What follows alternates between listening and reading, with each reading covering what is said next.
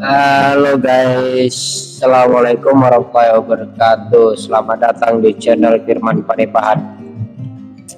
Ada teman bilang begini, kalau abang udah bisa mengupload 1000 video maka abang sukses menjadi YouTuber. Oke, saya harus rajin-rajin buat video ini. Kali ini saya ingin merespon isu tentang, bukan isu lagi, sudah banyak orang yang tahu sebenarnya terkait pemenangan Pilpres satu putaran. 01 ingin menang satu putaran, 02 menang satu putaran, 03 menang satu putaran. Ini logikanya gimana gitu, kita sulit ini. Jadi sebagai informasi dulu kepada saudara-saudara yang nonton video ini, bahwa kalau untuk menang satu putaran itu dia bukan mendapat skor tertinggi, misalkan 01 dapat 40 suara, 02 dapat 20 suara, 30 suara misalnya, 03 dapat 30 suara, jadi kan 100% ya. Jadi yang menang adalah 01, bukan begitu. Jadi yang disebut menang dalam Pilpres itu kalau suaranya sudah memenuhi 50% plus 1, jadi 51%. Jadi kalau yang menyoblos itu 100 orang, maka harus dapat suara 51 suara atau 60 suara gitu. 51% dari 100 itu kan 51 ya, 51 suara. Jadi begitu logikanya. Nah, sekarang kita masuk pada konteks. Apakah mungkin ketiga capres ini mampu meraup suara 50 plus 1 dalam satu putaran?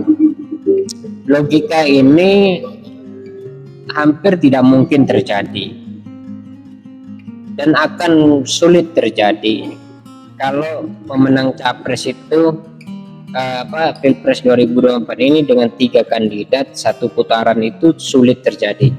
Namun kemungkinan itu muncul kalau ada kong kali kong antara dua capres, misalkan 01 dengan 02 bergabung dalam pengertian bukan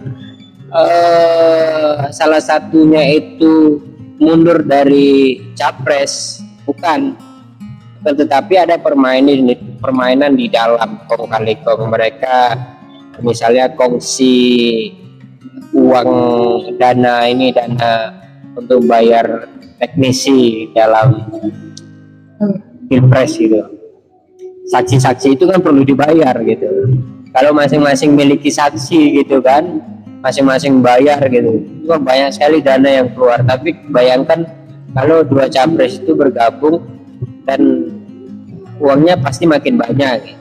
Jadi kemungkinan untuk membayar saksi itu lebih memungkinkan gitu. Ada tempat-tempat yang dimaksimalkan gitu.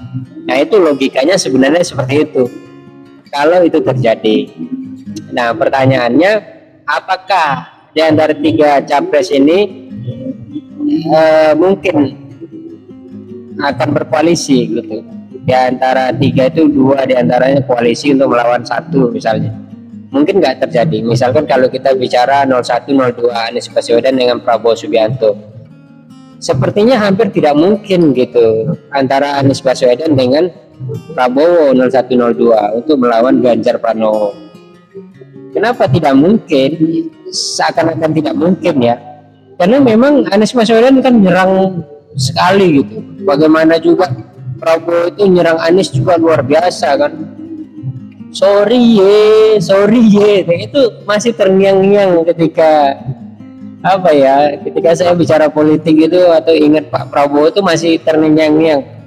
Bayangkan betapa malunya Anies Baswedan digituin gitu di debat capres itu, di debat capres pertama. Begitu juga Anies Baswedan memberi nilai 11/100 terhadap kinerja Menteri Pertahanan Prabowo Subianto itu juga sangat luar biasa, memalukan sekali, menyerang ya.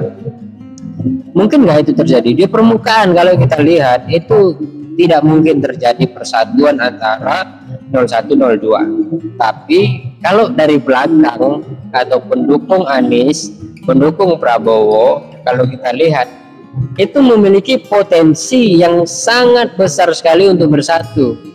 Kenapa begitu? Kita lihat Surya Paloh aja lah, Surya Paloh. Kita lihat juga Muhaimin Iskandar. Kita lihat juga PKS lah gitu. PKS ini kan pendukung Prabowo-nya dulu. Itu juga Surya Paloh ini kan pendukung Jokowinya. PKS Muhaimin PKB juga pendukung Jokowinya gitu. Jadi memungkinkan sekali mereka untuk bergabung gitu. Apalagi Gerindra yang dari awal welcome ini kan kita nggak ngerti maksudnya gitu. Nah kalau 0102 bergabung maka potensi satu putaran itu terjadi. Tentunya kong kali kong. Ya saya tidak sebutkan permainan curang tapi kerjasama gitu ya.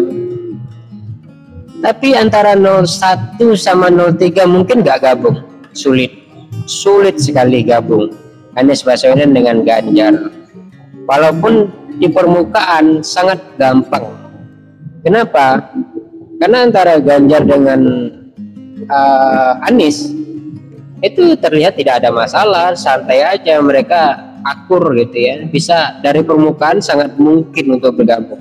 Tapi kalau kita lihat dari timnya itu sulit sekali. Kenapa begitu? PDIP itu hari ini partai yang bisa dianggap partai yang angkuh, sulit. Mereka capresnya dari dia, cawapresnya dari dia, itu kan terlihat sekali angkuhnya gitu. Oke, itu ketidakmungkinan. Tapi kan kita lihat simulasi lain antara 02 dan 03 bergabung. Ini tambah nggak mungkin lagi. Jokowi itu sudah membuat manuver.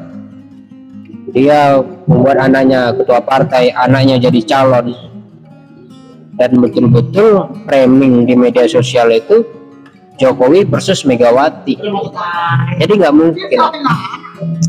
Jadi menang satu putaran